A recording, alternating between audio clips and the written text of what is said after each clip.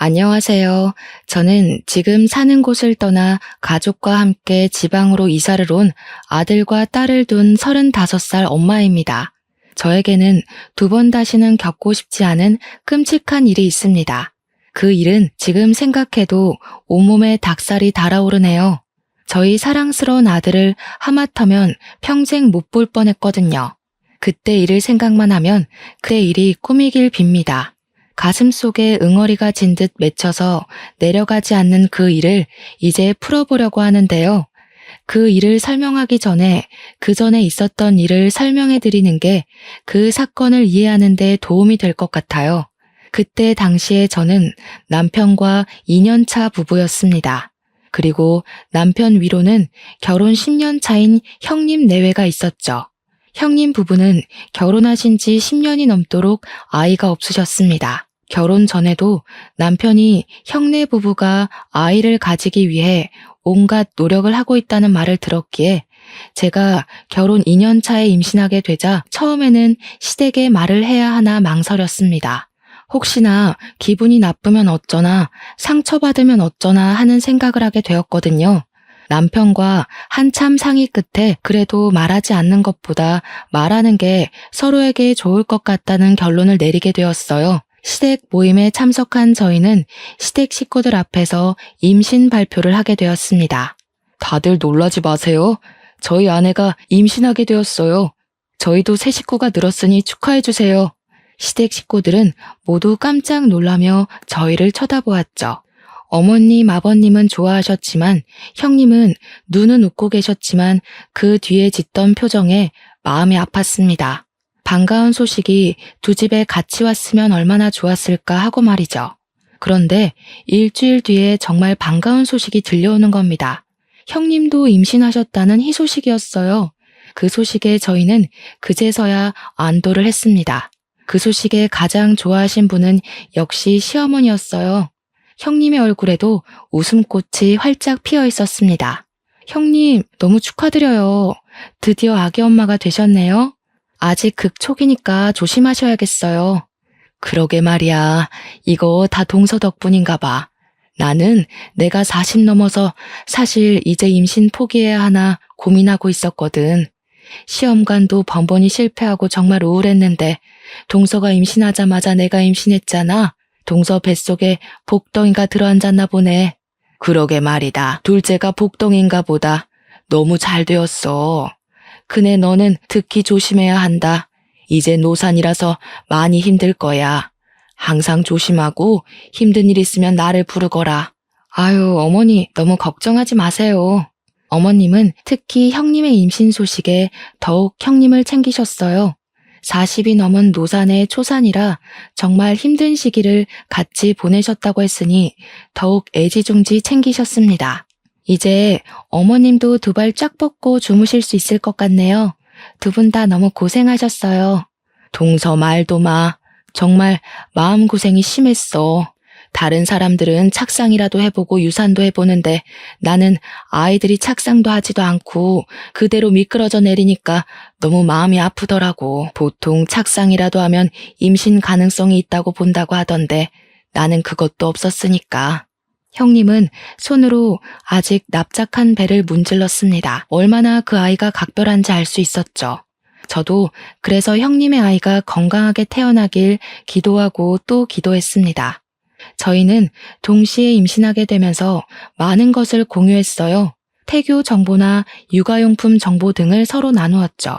저희가 도란도란 앉아서 그런 것들을 인터넷으로 살피고 있으면 어머님은 동서 사이가 우애가 좋아서 좋다고 하시곤 하셨습니다. 시모들이 사이가 좋아서 아이들도 사이가 좋겠구나. 꼭 친형제처럼 지내겠어. 그러게요. 이제 보니 형님 예정일 언제신 거예요? 저는 9월 15일이에요. 형님은 저를 보고 당황하시더니 어색한 미소를 지어 보이더라고요. 아, 난 9월 23일이야. 어머, 그러고 보니 그럼 같은 달에 태어나는 거네요? 성별은 아직이겠네요. 아들일까 딸일까요? 너무 궁금한데 4, 5개월 정도는 되어야 나온다고 하네요. 그러게 말이야. 아들이고 딸이고 그냥 둘 다 건강하게 낳았으면 좋겠다. 그러게요, 형님. 병원은 어디 다니세요? 저랑 병원 같이 가요. 아, 나는 따로 다니는 병원이 있어.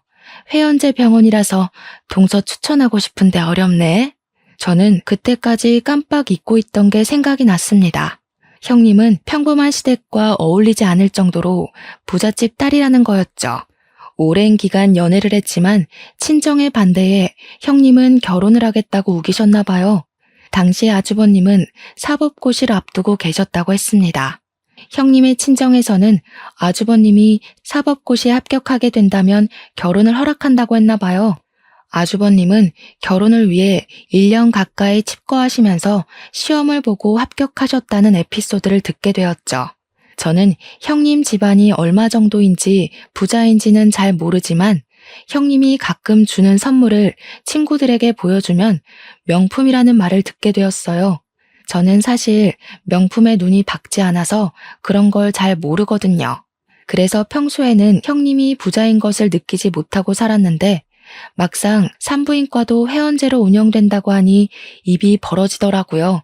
그래서 형님이 임산부에 좋은 영양제 등을 주면 너무 감사하다며 넙죽넙죽 받았습니다. 그리고 저희 아이들의 성별을 알 수 있는 개월수가 다가왔을 때 저와 같은 아들이라는 말에 서로 정말 좋아했어요. 그런데 어머님은 같은 아들인데도 형님의 아이에게 더 정성을 쏟으셨죠. 아무래도 집안 장손이다 보니 그렇겠거니 해도 눈으로 티가 나게 그렇게 차별을 두셨습니다. 저와 형님은 띠동갑이었거든요. 남편과 아주버님의 나이 차이가 8살 정도 차이 나기도 했고 형님 내외는 동갑 부부로 41살, 저는 당시 29살이었거든요. 어머님이 노산의 형님을 더 챙겨주셔도 어쩔 수 없다고 생각을 해도 서운한 건 별 수 없었습니다.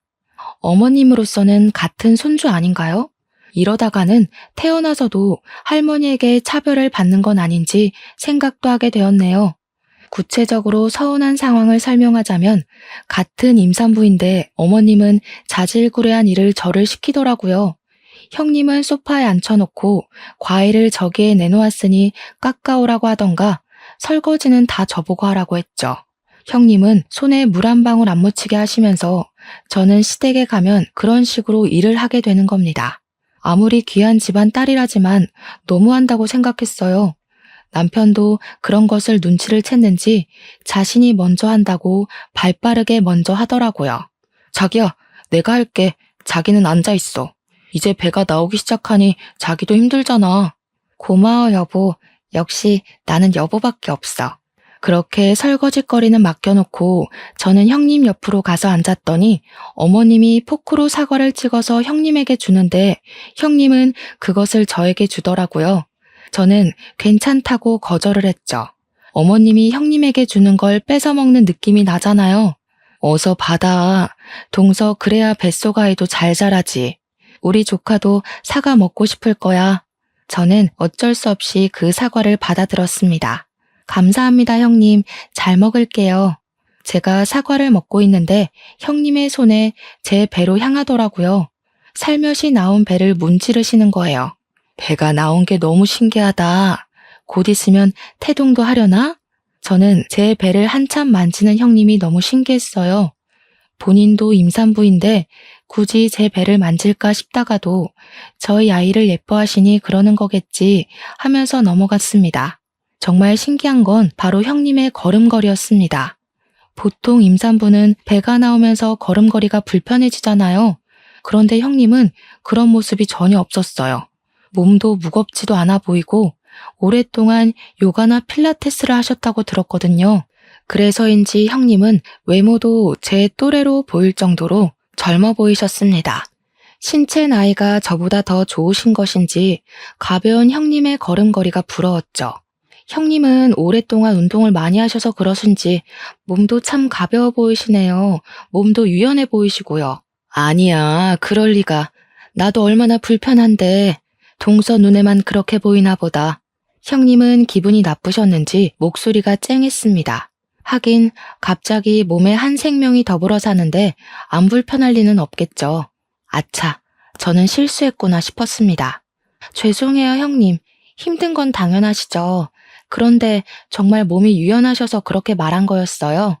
역시 운동을 하시니까 그런가 하고. 형님은 기분이 풀리셨는지 저를 향해 싱긋 미소를 지었습니다. 아니야, 내가 너무 예민하게 굴었지? 미안해. 임신하니까 신경이 너무 예민해져서 그런가 봐. 그렇죠. 임신하면 호르몬 때문에 예민해진다고 하더라고요. 빨리 뱃속에서 나왔으면 좋겠어요. 그러게 말이야. 저희는 임신과 육아에 관한 이야기를 자주 나누었던 것 같아요. 물론 친구들과도 그런 이야기를 하고는 하지만 형님은 저와 그런 이야기를 하는 것을 유독 좋아하셨기 때문에 더 자주 이야기를 하게 되었어요.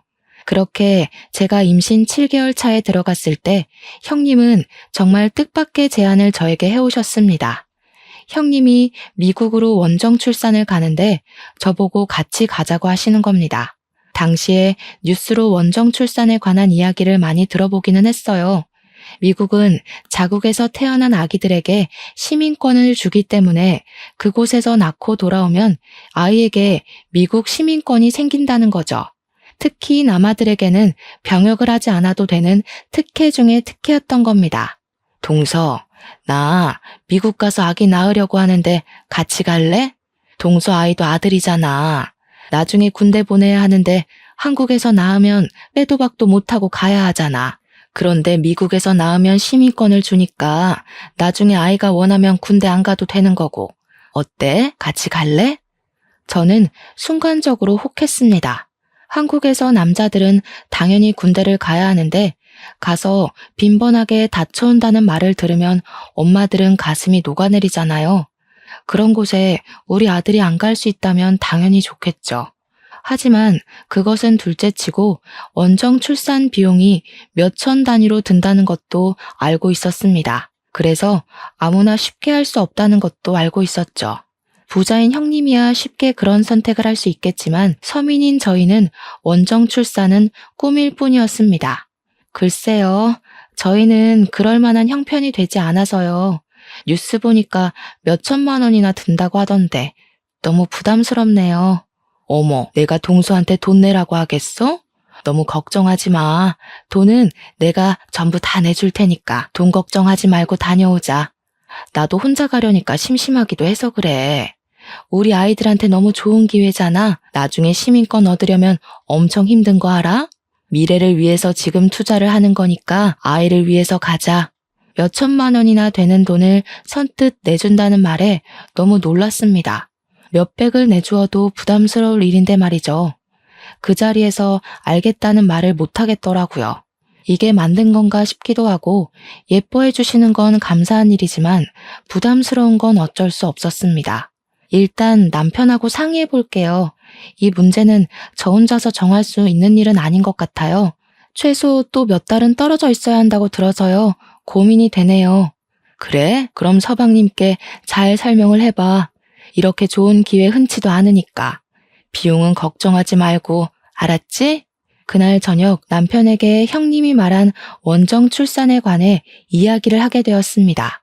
이건 아니다 싶다가도 아이의 미래를 생각하면 더없이 좋은 기회잖아요. 형님 아이는 원정 출산으로 시민권이 떡하니 생기니까요.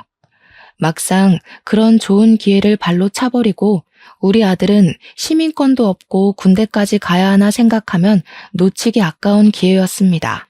형님이 미국으로 원정 출산을 간다고 하는데 나랑 같이 가자고 하던데 비용은 다 형님이 지급해준다고 했어.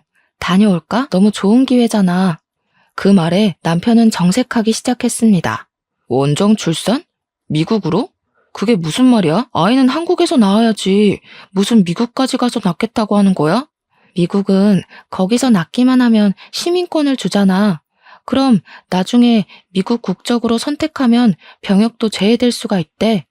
당신도 군대 이야기하면 다시는 가기 싫은 곳이라고 생각만으로도 끔찍하다고 했잖아.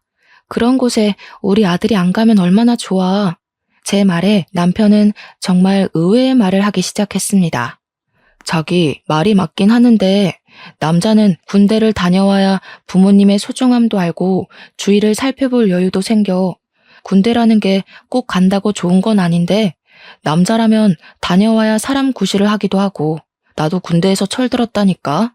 아무튼 나는 반대야. 굳이 그렇게까지 군대에 안 가야 하나 싶기도 한데.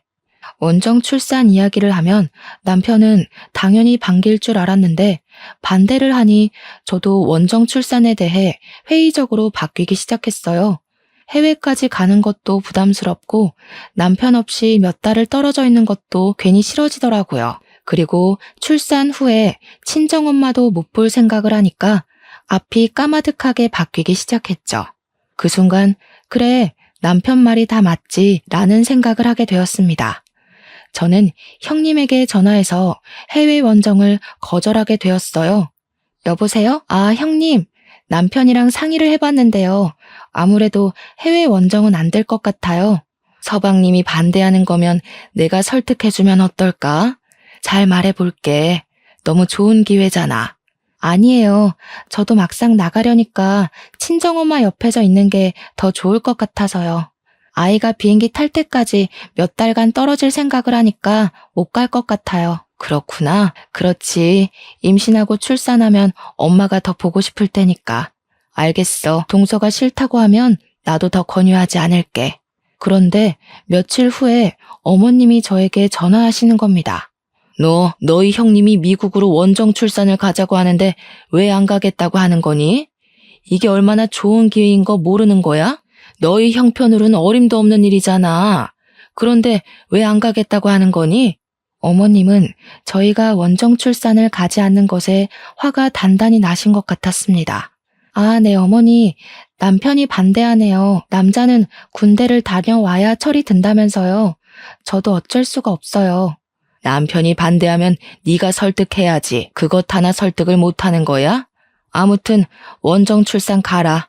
너희 형님이 너를 가엾게 여겨서 챙겨준다고 하는데 그렇게 거절을 하면 되겠니? 어머니, 죄송해요. 저도 막상 가려니 몇 달을 거기 있어야 한다고 하니까 좀 그래서요. 저희는 괜찮으니까 형님 혼자 다녀오라고 하세요. 너는 끝까지 진짜 아이 생각은 하나도 하지 않는구나. 어떻게 엄마가 되어서 그럴 수가 있다니? 제가 싫다고 해도 어머님은 한동안 저에게 전화하셔서 원정 출산을 가라고 하는 겁니다. 저는 그때마다 거절했더니 어머님은 제가 시댁에 가도 어머님은 저를 곱게 보시지 않았습니다. 그래도 어쩌겠습니까? 마음이 내켜야 그것도 가는 건데 어머님이 그렇게 나서서 저를 닥달하니 더욱 가기 싫더라고요. 그렇게 해외 원정 사건이 지나가고 막달이 다 되어가고 있었습니다.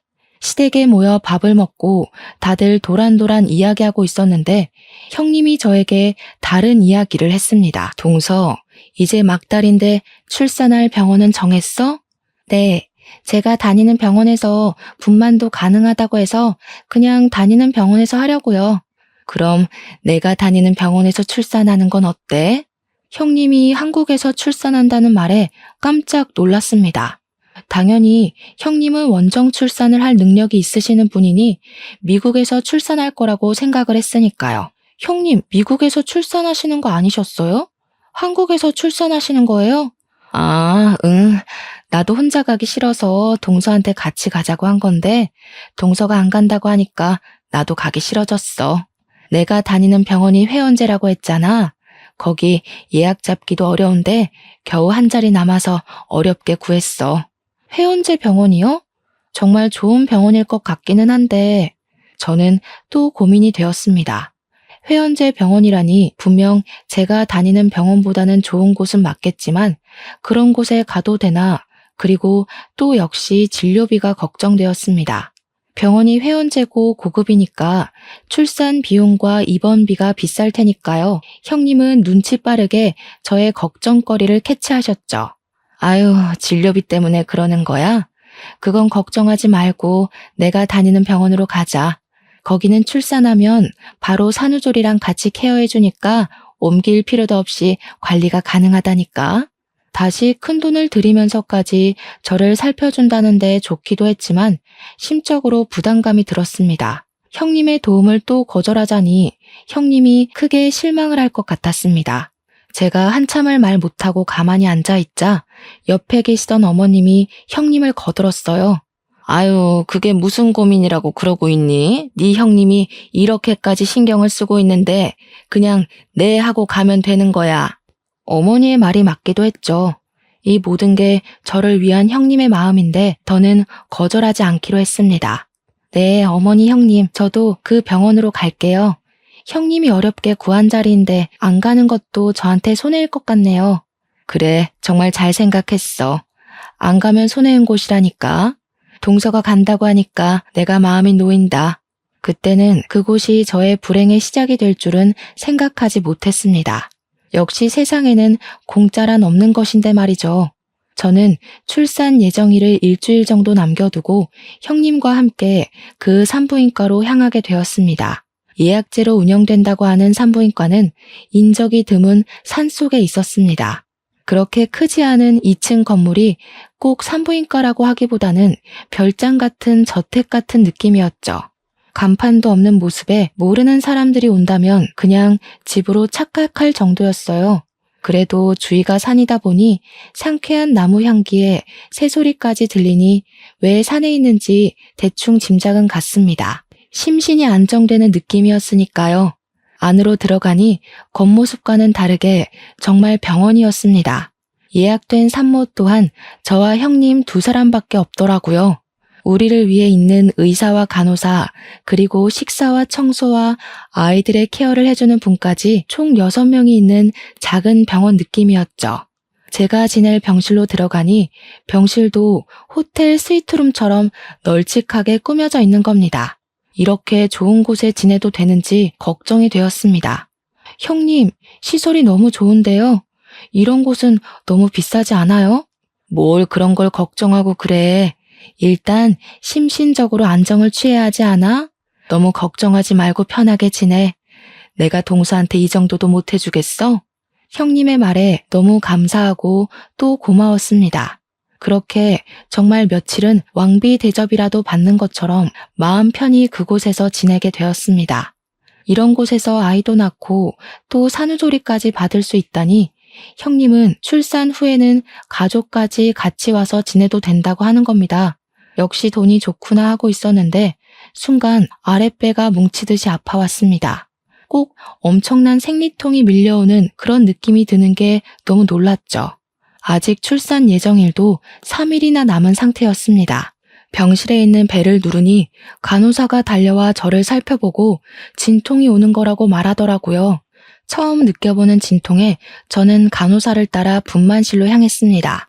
진통 간격도 빨라지고 조금 좋아졌다 싶으면 다시 밀려오는 고통이 얼마나 심하던지 옛날 엄마들이 애 낳다가 죽는다는 말이 괜히 나오는 게 아니구나 싶었습니다. 그렇게 정신없이 시간이 흘렀습니다. 남편과 엄마 생각이 간절한데 핸드폰을 병실에 두고 와서 전화할 수도 없는 겁니다.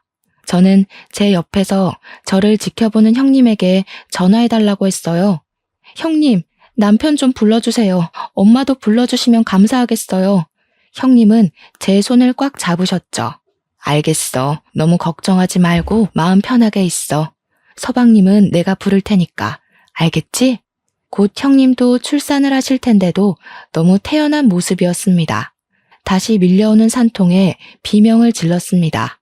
간호사가 제 다리 사이에 손을 집어넣더니 곧 아이가 나온다고 하면서 형님을 밖으로 밀어내는 겁니다. 결국 남편도 없이 아이를 출산하게 되었습니다. 아이를 낳은 것까지는 기억하는데 그 뒤는 하나도 기억이 나지 않았습니다. 눈을 떠보니 제 병실이었거든요. 밑은 아직도 빠질 것처럼 아리고 쓰린데 배는 무언가 빠진 듯 가벼웠습니다. 정말 아이를 낳은 건가 싶어 몸을 일으켜 아기 침대를 바라보았죠. 아기 침대에 있어야 할 아이가 없는 겁니다. 미리 들은 말로는 모자 동반 병실이었거든요. 침대 위에 있는 배를 눌렀더니 간호사가 병실로 달려왔습니다. 제 아이는 어디에 있나요? 검사 받으러 갔나요? 그런데 간호사가 아무 말 하지 않는 겁니다. 입을 꼭 다물고 가만히 서 있는 게 너무 이상했죠. 왜 말 안 해주세요? 제 아이 어디에 있는 거냐고요? 아기 침대에 있어야 하는 거 아닌가요? 아이가 태어난 직후에 사망했어요. 폐호흡을 해야 하는데 못했습니다. 순간 머릿속으로 이해가 안 됐습니다. 아이가 죽다니, 그것도 태어나기 직전까지 멀쩡한 아이가 말이죠. 자리에서 벌떡 일어나서 간호사에게 다가갔는데 저를 밖으로 못 나가게 막아서더라고요. 저를 왜 막는 거예요? 일단 심신의 안정을 취하시는 게 먼저인 것 같습니다. 진정하세요. 아이가 죽었는지 확인을 해야 할 거 아니에요. 당신 말만 믿고 어떻게 제 아이가 죽었다고 믿을 수가 있는 건데요. 일단 진정하세요. 이제 막 출산을 하셔서 심신 안정이 먼저세요. 저는 간호사를 밀치고 병실 밖으로 뛰쳐나갔습니다. 형님이 놀란 눈으로 복도 끝에서 갓난 아이를 안고 서 계시더라고요. 저는 그 아이가 제 아이라는 걸 직감하고 형님에게 다가갔죠. 그 아이, 제 아이죠? 그렇죠. 이리 주세요. 제 아이 돌려주세요. 무슨 말이야, 동서. 이 아이는 내 아이야. 형님은 아직 출산도 안 하셨잖아요. 그런데 어떻게 그 아이가 형님의 아이라고 말을 하시는 건데요? 동서가 출산하고 기절해 있는 동안 나도 출산을 했어. 방금 일어나서 아이를 품에 안은 거고. 말도 안 돼. 그게 가능한 일이에요? 저보다 출산 예정일이 며칠이나 차이 나는데 아무리 우연이라도 이게 가능하냐고요. 왜 말이 안 된다고 하는 거야? 아이가 죽었다고 미쳐버린 건 아니지? 당연히 제 아이가 죽었다는 것을 믿지 못했습니다. 그 짧은 시간에 초산인 사람이 아이를 출산하고 저렇게 멀쩡하게 서 있는 것 자체가 말이 안 된다고 생각했습니다. 몇 시간 전에 출산한 저는 다리가 이렇게 떨려오는데 말이죠. 그런데 도대체 왜 형님은 갑자기 제 아이를 자신의 아이라고 우기는지 알 수 없었습니다. 홀쭉해진 형님의 배에 저는 당황스럽기만 했어요. 모든 것을 다 떠나서 저는 제 아이를 되찾아야 했습니다. 그리고 형님이 안고 있는 아이가 제 아이라는 확실한 증거는 제 아이의 시체를 보는 것뿐이라고 생각했습니다. 아이를 본다면 적어도 형님 아이 둘 중 누구의 아이는 죽은 게 틀림없으니까요. 그럼 죽은 아이라도 보여주세요. 역시나 제 말에 형님은 한동안 말 못하고 우두커니 서 있었습니다. 그러니 더 제 아이라는 확신이 들더라고요. 왜 말이 없어요? 제 아이 보여주시라고요. 안 돼. 동서가 보면 충격받을 거니까 잠시 쉬고 나중에 보여줄게. 제가 형님에게 다가가자 형님이 뒷걸음치는 겁니다. 아이가 다칠까봐 형님에게 달려들어 아이를 뺏을 수조차 없었습니다. 더 이상 형님을 자극하면 아이가 위험해질 것 같았습니다. 아이를 위해 한 발 물러서기로 했죠. 일단 방으로 돌아와 남편에게 전화했습니다. 여보, 내가 아이를 낳았는데 형님이 우리 아이를 데리고 가서 주지를 않아. 빨리 와. 어서 와. 너무 무서워. 그게 무슨 말이야? 형수가 어쨌다는 거야? 저는 울먹이며 그냥 일단 오라고 소리를 질러버렸죠. 남편에게 길게 설명할 정신도 없었습니다. 이 상황이 기가 막히고 어이가 없었으니까요. 1시간 뒤에 남편과 아주버님 어머니가 함께 산부인과로 찾아왔습니다. 시댁 식구들이 오자 저는 그동안의 상황을 설명했습니다. 다 제 편을 들어주고 제 아이를 찾아줄 것이라고 생각을 했지만 저의 이야기를 들어주는 건 오직 남편밖에 없는 겁니다. 상황을 바르게 판단할 줄 알았던 아주버님까지 그 아이는 본인들 아이라고 하니 정말 팔짝 뛸 노릇이었습니다. 저 아이는 저희 아이가 확실해요. 어떻게 우리 아이를 재수 씨 아이라고 우길 수가 있는 겁니까? 제 말 못 들었어요? 형님은 진통도 안 했다니까요? 아이를 낳고 저렇게 멀쩡할 수가 없다고요. 그게 무슨 말도 안 되는 말입니까? 제 아내 말로는 재수 씨가 출산 후 기절한 시간이 무려 5시간이 넘는다고 하던데요. 재수 씨가 진통할 때 본인도 살짝 아파져도 내색도 못하고 참았다고 합니다. 재수 씨가 아이 낳으니 그제야 출산했다고 말했습니다. 아주버님까지 제 아이를 자신의 아이라고 우기니 기가 막혀 왔습니다. 그럼 죽은 아이는 왜 안 보여주는 건데요? 보여주기라도 하면 제가 이렇게 미칠 것 같지는 않죠. 그래요. 아이를 보여주세요. 죽은 아이라도 보여주어야 우리가 아이의 죽음을 받아들이든지 하죠. 아이 시체가 없어서 그래요. 동서가 충격을 받을까봐 벌써 화장을 해버렸어요. 몇 시간 사이에 아이를 화장하다니 형님은 다시 거짓말을 하고 있었습니다. 도대체 왜 이러는 거예요?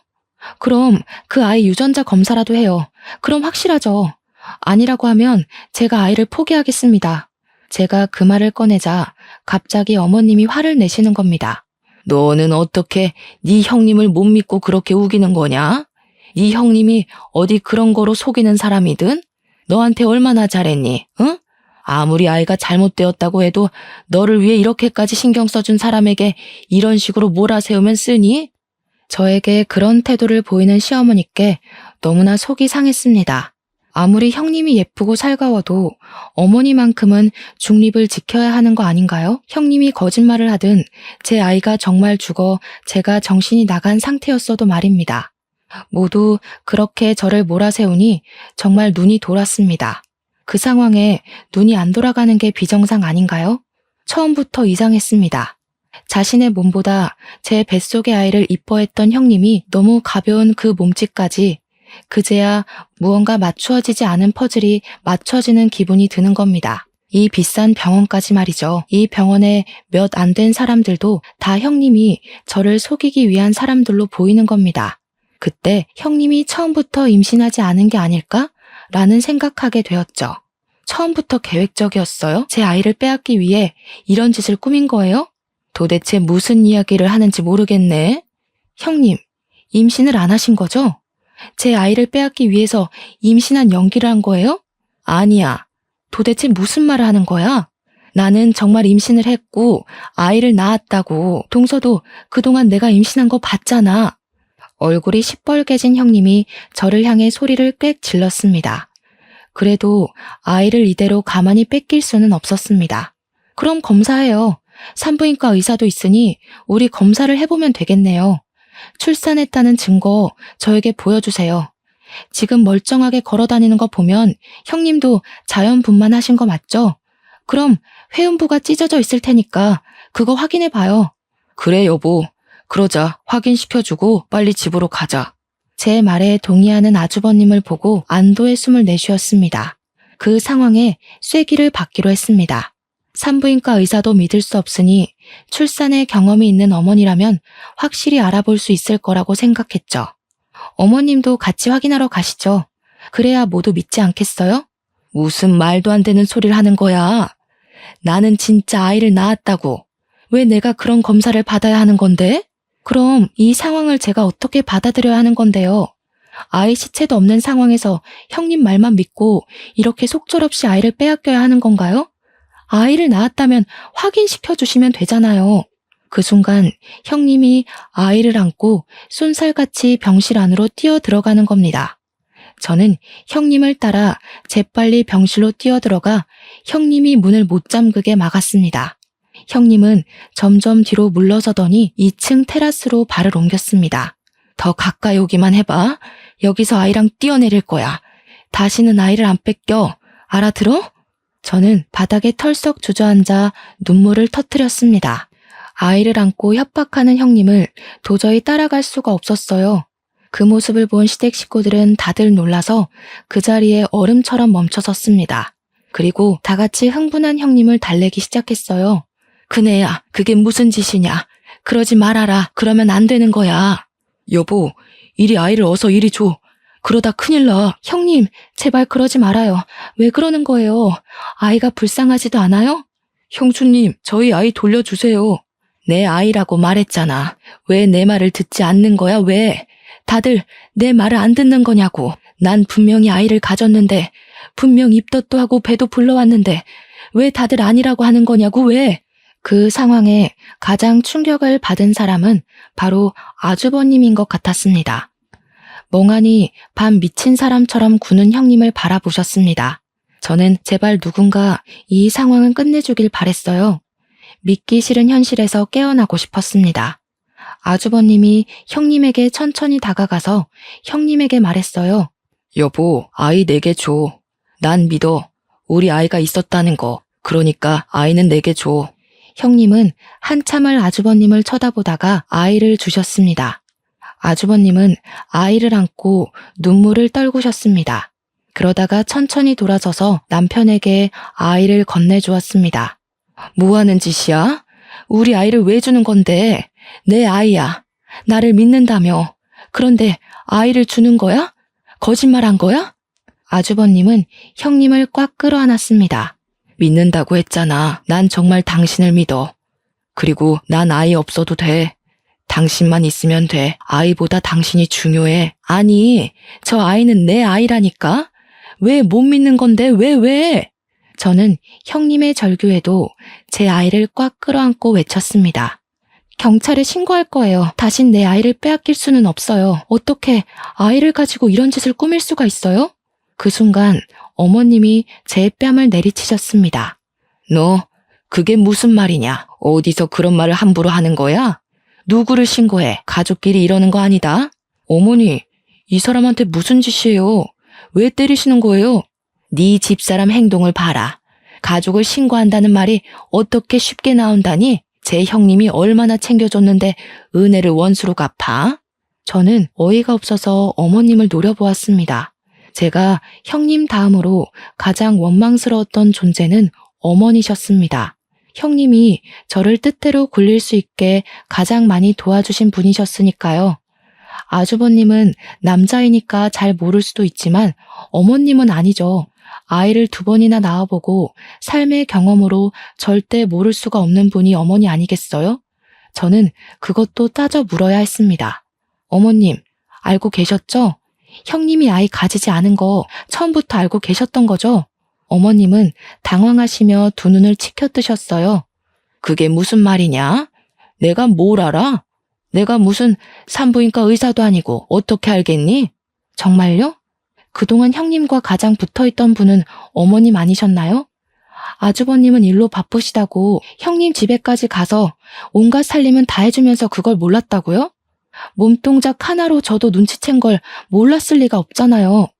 처음부터 형님 계획도 알고서 저에게 해외 원정 가라, 이 병원 가라고 한 거 아니에요? 어머님은 저를 보면서 말을 더듬기 시작했죠. 얘가 무슨 말을 하는 거야? 나는 정말 모른다. 어머니, 사실대로 말하세요. 정말 이 사람 말이 사실이에요? 똑바로 말씀하시라고요. 말 안 하시면 저는 어머니까지 신고할 거예요. 어머님은 남편이 다그치자 그제야 입을 열기 시작했습니다. 나도 처음은 몰랐다. 얘가 분명 입덧도 하고 배도 불러오기는 했는데 어느 순간 그 배가 푹 꺼지는 거야. 그때부터 이상하다고 생각을 하고 물어보았더니 병원에서 상상 임신을 했다고 하더구나. 초음파에 아이의 모습이 안 잡힌다고. 얼마나 아이를 가지고 싶었으면 상상 임신을 하겠니? 그 말에 기가 막혔습니다. 그런다고 이런 일을 저지른다는 게 용서가 되는 건 아니었으니까요. 물론 형님이 가여웠습니다. 하지만 그렇다고 제 아이를 납치하려고 한 건 용서할 수 없었습니다. 모든 것을 알고 있었던 어머님까지 말이죠. 그런데 왜 처음부터 알고 있으면서 제 아이가 형님 아이라고 하신 건데요? 다 알고 계셨다는 거잖아요. 어떻게 제 뺨까지 때리세요? 지금 누가 가장 마음 아픈 사람이라고 생각하세요? 상상 임신으로 가지지 않은 아이를 잃은 형님이요?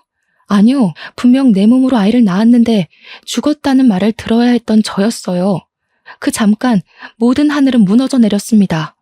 울음소리 한 번 못 듣고 내 아이를 뺏겨야 했다고요. 그건 어쩔 수 없었다.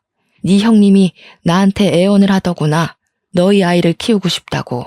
자신은 이제 나이도 있고 남편이 그렇게 좋아하는데 이대로 아이가 없다고 말 못한다고. 너희 아이니까 같은 핏줄이니까 너만 모르게 아이만 데려오면 된다고. 너희는 아직 젊으니 다시 아이를 가질 수 있잖아. 정말 미안하다. 너희에게 미안해. 하지만 한 번만 너그러이 이해를 해줘라. 오죽하면 이렇게 했겠니? 어떤 정신을 가지고 있으면 저런 말을 아무 죄책감도 없이 내뱉을 수가 있는 걸까요? 어머니, 돌고래도 새끼가 죽으면요, 한동안 업고 다니는 거 아세요? 저는요, 죽었다는 자식의 얼굴도 못 봤어요. 정말 죽었다면 제게 차가운 아이라도 안고 떠날 기회를 주셨어야 해요. 멀쩡히 살아있는 아이를 형님이 안고 있는 작고 붉은 핏덩이를 보는 순간 한눈에 제 아이인지 알아보겠더라고요. 사람이라면 그러시는 거 아니에요. 다시는 저와 손주 볼 생각하지 마세요. 왜 그러니? 내가 도대체 무슨 잘못을 했다고 이러는 거야? 어머니, 정말 잘못이 없으세요? 저한테는 미안하지 않으세요? 형에게 자식을 주면서 제 생각은 하나도 안 하시는 거네요. 그건 제가 어머니 자식이 아니라는 소리 아닙니까? 이제 둘째 아들은 없다고 생각하십시오. 어머님은 남편을 보면서 할 말을 잃으신 듯 멍하니 자리에 주저앉으셨습니다. 저희는 아들을 꼭 끌어안고 집으로 돌아왔습니다. 엄마가 급히 우리 집으로 오셔서 저의 몸조리를 해주셨습니다. 무슨 일이야? 왜? 너희 형님이 좋은 산부인과에 예약을 해주었다면 이게 지금 무슨 상황이야? 저는 엄마를 보면서 꽉 끌어안고 다시 눈물을 흘렸습니다. 그때는 엄마에게 그 복잡한 상황을 말을 하지 못했습니다. 너무 놀라고 어머님과 형님이 제 아이를 죽었다고 속이고 빼앗으려 했다는 상황을 다시 설명하기가 끔찍할 정도로 싫었습니다. 혹시라도 아이가 저를 떠나버릴 것 같았거든요. 남편도 이번 사건으로 충격이 컸는지 저희 친정이 있는 지방으로 이사를 하자고 했고 바로 직장을 그만두고 집을 알아보더군요. 믿었던 어머님에게 속고 버림받은 느낌이 들었다고 최근에서야 말을 하더라고요. 지금은 저희는 친정과 왕래를 하고 잘 지내지만 시댁과는 완전히 연을 끊어버렸습니다. 형님 내외도 시댁과 연을 끊어버렸기에 지금은 어머님이 어떻게 지내시는지 알 길이 없습니다. 남편은 가끔 형과 연락은 주고받고는 하지만 서로 얼굴은 보지 않더군요. 남편에게 전해 들은 말로는 형님은 그 뒤에 정신분열증 증세를 보였다고 합니다. 분명 임신했는데 왜 아이가 없는 거냐며 아이를 낳았는데 아이가 없다고 어디 있냐고 소리를 지르면서 밖으로 뛰쳐나가길 반복했답니다. 길거리를 헤매고 다니면서 보이는 아이를 납치하려고 하는 일까지 벌어지면서 지금은 정신병원에 입원 중이라고 해요. 아주버님은 직접 제게 전할 수가 없으니 남편에게 미안하다고 전해주라고 했다고 합니다. 그때 당시에는 본인도 간절하게 아이를 원했기 때문에 눈앞의 진실을 보지 못했다고요. 형님이 얼마나 아이를 간절했으면 상상 임신을 했을까 싶다가도 그 일을 생각하면 결국 가여운 마음도 사라져버렸습니다. 형님이 한 짓은 절대로 해서는 안 되는 일이었고 우리 가족을 모두 철저히 속이고 농락한 거니까요. 멀쩡히 살아있는 아들을 가슴에 묻고 빼앗길 뻔했습니다. 지금은 잘 자라서 어린이집을 다니는 아들을 보면 뿌듯합니다. 그러면서 아직도 마음 한구석이 응어리처럼 맺혀 있는 것은 어쩔 수가 없네요. 사람의 고통 중에 가장 큰 고통이 자식을 잃는 고통이라고 했던가요? 저도 극히 공감하는 바입니다. 아주 잠깐이었지만 아직도 그 짧은 순간을 기억하면 세상이 무너져 내리는 것 같았으니까요. 다시는 아무도 그런 고통을 겪지 않기를 빌면서 이만 글을 줄이겠습니다. 저의 이야기는 여기까지입니다. 들어주셔서 감사해요.